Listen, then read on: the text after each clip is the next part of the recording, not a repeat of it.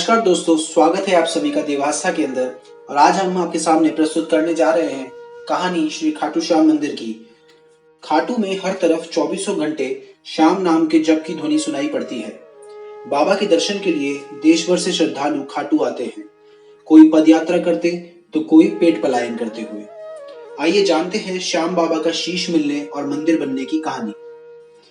कहानी की शुरुआत होती है हारे के सहारे कलयुग के अवतारी बर्बरिक के शीश दान कर खाटू श्याम बनने से, जिसकी कथा हम आपको अपने पहले वीडियो में बता चुके हैं, जिसका लिंक हमने आपको डिस्क्रिप्शन बॉक्स में भी शेयर किया है।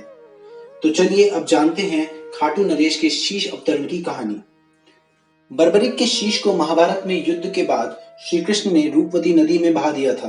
बाद में शीश बहकर श्याम कुंड में आ गया था। कई शास्त्रों में शीश को रूपवती नदी में प्रवाहित करने की बात लिखी है। कलयुग शुरू होने के कई साल बाद बर्बरिक का शीश राजस्थान के खाटू वर्तमान सीकर गांव में खाटू श्याम जी की लीला स्वरूप ही शीश श्याम कुंड में अवतरित हुआ। तो चलिए जानते हैं इसके पीछे की कहानी।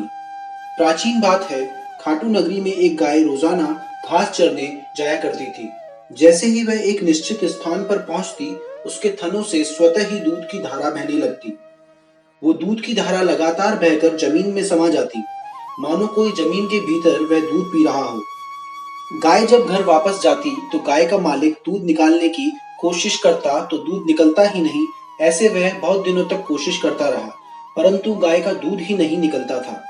तब गाय के मालिक ने सोचा कि शायद कोई गाय का दूध निकाल लेता है। मुझे गाय का पीछा कर पता करना चाहिए कि गाय का दूध कौन निकाल लेता है।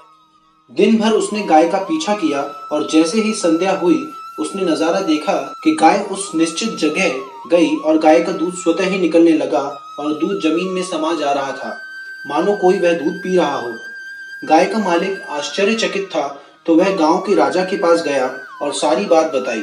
तब राजा को उसकी बात पर विश्वास नहीं हुआ, तो वह राजा अगले दिन अपने मंत्रियों के साथ उस गाय के पीछे गया, तो वह भी देख के चकित रह गया कैसे गाय का दूध स्वतः ही एक स्थान पर निकल रहा था और जमीन में समा रहा था।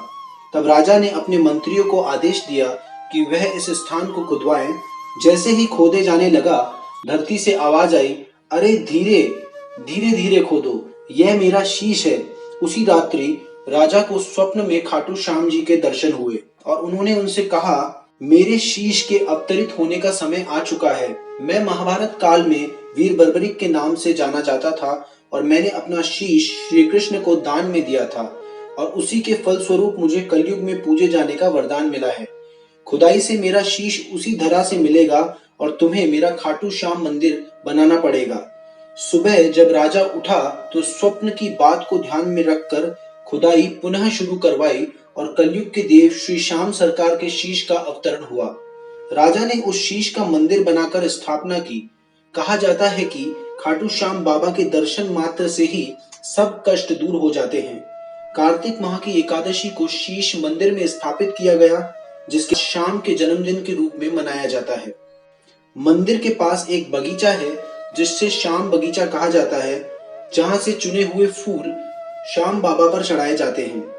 मंदिर के पास ही एक पवित्र तालाब है, जिसे श्याम कुंड कहा जाता है, जहां से बाबा श्याम का शीश अवतरित हुआ था। तो दोस्तों, यह थी कहानी खाटू श्याम मंदिर निर्माण की। उम्मीद करते हैं आपको ये कहानी पसंद आई होगी। ऐसे ही आप अपना सपोर्ट हमारे चैनल के साथ रखें। धन्यवाद। अगर आपको यह वीडियो पसंद आया हो तो इसे लाइक करें, शेयर करें और सब्सक्राइब करें। धन्यवाद।